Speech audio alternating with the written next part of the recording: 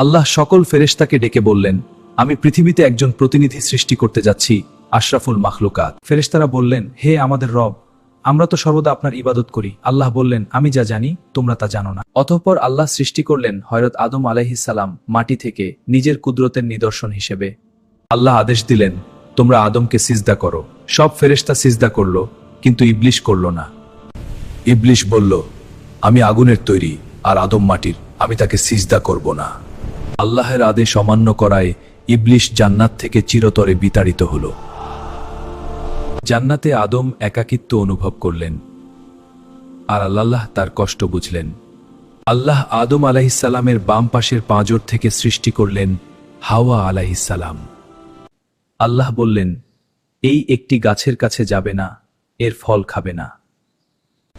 কিন্তু ইবলিশের প্ররোচনায় তারা সেই গাছের কাছে গেলেন। ইবলিশের ধোকায় পড়ে আদম আলাইহিস সালাম ও হাওয়া আলাইহিস সালাম নিষিদ্ধ ফল ছিঁড়ে খেলেন। আর দূর থেকে শয়তান ভয়ঙ্কর উল্লাসে আত্মহারা হয়ে উঠল। আল্লাহের আদেশ অমান্য করায় আদম ও হাওয়া আলাইহিস সালামকে পৃথিবীতে পাঠানো হলো দুদিকে আলাদা করে। তারা আল্লাহের কাছে ক্ষমা প্রার্থনা করলেন, চোখ ভরা অশ্রু নিয়ে। আল্লাহ বললেন, পৃথিবীতে আমার ইবাদত করো, যেদিন আমি সন্তুষ্ট হব সেদিনই তোমরা ক্ষমা পাবে। আল্লাহ সকল ফেরেশতাকে ডেকে বললেন, আমি পৃথিবীতে একজন প্রতিনিধি সৃষ্টি করতে যাচ্ছি, আশরাফুল মাখলুকাত। ফেরেশতারা বললেন, হে আমাদের রব, আমরা তো সর্বদা আপনার ইবাদত করি। আল্লাহ বললেন, আমি যা জানি তোমরা তা জানো না। অতঃপর আল্লাহ সৃষ্টি করলেন হযরত আদম আলাইহিস সালাম মাটি থেকে নিজের কুদরতের নিদর্শন হিসেবে। আল্লাহ আদেশ দিলেন, তোমরা আদমকে সিজদা করো। সব ফেরেশতা সিজদা করল, কিন্তু ইবলিশ করল না।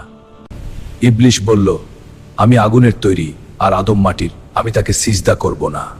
আল্লাহের আদেশ অমান্য করায় ইবলিশ জান্নাত থেকে চিরতরে বিতাড়িত হল। জান্নাতে আদম একাকিত্ব অনুভব করলেন, আর আল্লাহ তার কষ্ট বুঝলেন। আল্লাহ আদম আলাইহিস সালামের বাম পাশের পাঁজর থেকে সৃষ্টি করলেন হাওয়া আলাইহিস সালাম। আল্লাহ বললেন, এই একটি গাছের কাছে যাবে না, এর ফল খাবে না। কিন্তু ইবলিশের প্ররোচনায় তারা সেই গাছের কাছে গেলেন। ইবলিশের ধোকায় পড়ে আদম আলাইহিস সালাম ও হাওয়া আলাইহিস সালাম নিষিদ্ধ ফল ছিঁড়ে খেলেন। আর দূর থেকে শয়তান ভয়ঙ্কর উল্লাসে আত্মহারা হয়ে উঠল।